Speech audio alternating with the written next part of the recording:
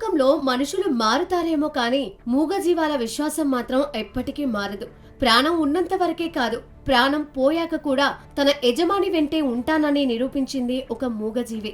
హిమాచల్ ప్రదేశ్లోని చంబా జిల్లాలో ఎముకలు కొరికే చలిలో మంచు తుపానుల మధ్య ఓ పెంపుడు కుక్క చూపిన అచంచలమైన ప్రేమ ఇప్పుడు ప్రపంచాన్ని కన్నీరు పెట్టిస్తోంది.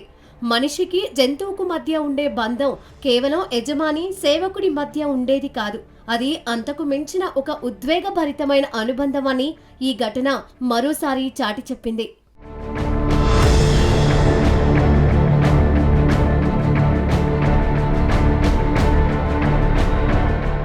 చంబా జిల్లా బర్మూర్ ప్రాంతానికి చెందిన వీక్షిత్ రాణా, పీయూష్ అనే ఇద్దరు యువకులు బర్మని ఆలయ సమీపంలో గాలివాన, మంచు బీభత్సానికి చిక్కుకున్నారు.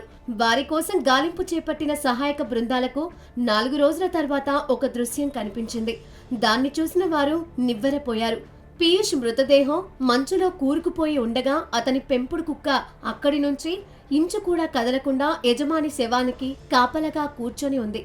గడ్డకట్టే చలి, మంచు తుపానులు వీస్తున్నా, అడవి జంతువులు సంచరిస్తున్నా ఆ మూగజీవి భయపడలేదు.